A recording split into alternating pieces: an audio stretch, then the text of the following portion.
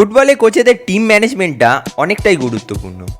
Opponent টিমটা যতই শক্তিশালী হোক না কেন, নিজের দলকে ম্যান ম্যানেজমেন্টের মাধ্যমে মোটিভেট করে অনেক সময় ম্যানেজাররা ফুটবল ম্যাচটা বের করে আনে। আর মডার্ন ফুটবলে সবচেয়ে ইনফ্লুয়েন্সিয়াল ম্যান ম্যানেজমেন্টের কোচের কথা যদি বলি, তাহলে সেটা নিঃসন্দেহেই Jose Mourinho.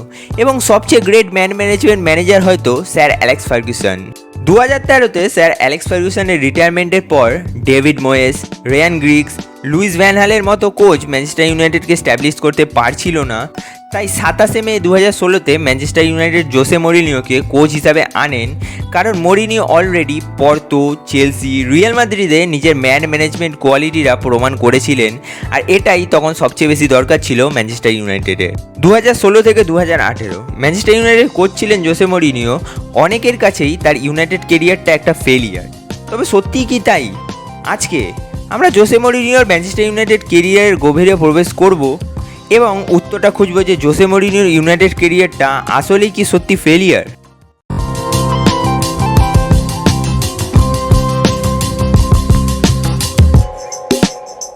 Manchester ইউনাইটেডকে huge successful করে 2013-তে স্যার অ্যালেক্স ফার্গুসন রিটায়ারমেন্ট নেন। ম্যানচেস্টার ইউনাইটেড ফার্গুসনকে রিপ্লেস করে তখন এভারটনের ডেভিড ময়েসকে ম্যানেজার করে নিয়ে আসে 6 বছরের একটা কন্ট্রাক্ট সাইন করিয়ে। কিন্তু এখান থেকেই ম্যানচেস্টার ইউনাইটেডের ডাউনফলটা শুরু হয়। মাত্র 10 মাসে ডেভিড ময়েসকে স্যাক করা হয় তার পুয়ার ডিসপ্লের জন্য। এপ্রিল 2014-তে তখন টেম্পোরারি রায়ান গিগসকে প্লেয়ার প্লাস ম্যানেজার করা হয়।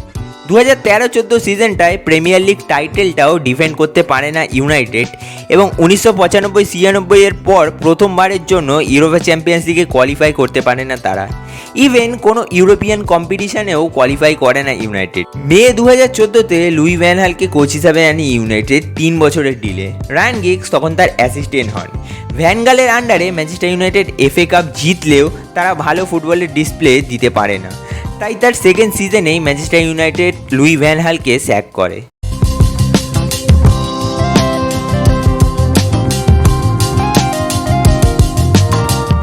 27শে মে 2016 জোসে মরিনিও যোগ দেন ম্যানচেস্টার ইউনাইটেডে একটা 3 বছরের ডিলে। মাত্র 2 মাস পর আগস্ট 2016-তে জোসে মরিনিও ম্যানচেস্টার ইউনাইটেডের হয়ে নিজের প্রথম ট্রফিটাও জেতেন, FA কমিউনিটি শিল্ড, ক্লাদিও রেনিয়েরির লেস্টারকে 2-1 গোলে হারিয়ে। তার প্রথম সিজনে ম্যানচেস্টার ইউনাইটেডকে প্রিমিয়ার লিগে 6 প্লেসে ফিনিশ করালেও EFL কাপ ফাইনালটা জেতে ইউনাইটেড ওয়েমব্লিতে এবং জোসে মরিনিও হয়ে ওঠেন ডেবিউ সিজনে ম্যানচেস্টার ইউনাইটেডের হয়ে মেজর ট্রফি জেতা প্রথম ম্যানেজার। সবচেয়ে বড় অ্যাচিভমেন্টটা মরিনিও পায় মে 2017-তে।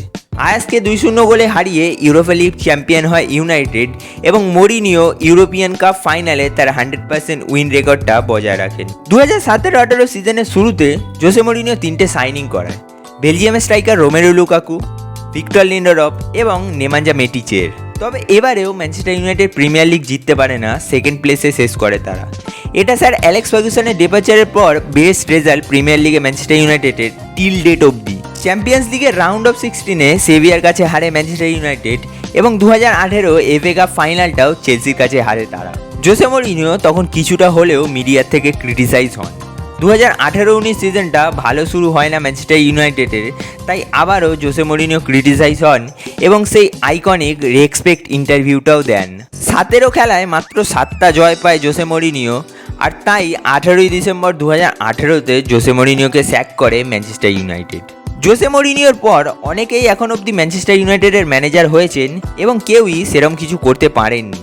স্যার অ্যালেক্স ফার্গুসনের পর জোসে মরিনিওর আন্ডারেই ম্যানচেস্টার ইউনাইটেডের ফুটবলটাকে একটু স্ট্যাবলিশ লেগেছে, কিছু টাইটেলও জিতেছিল তারা।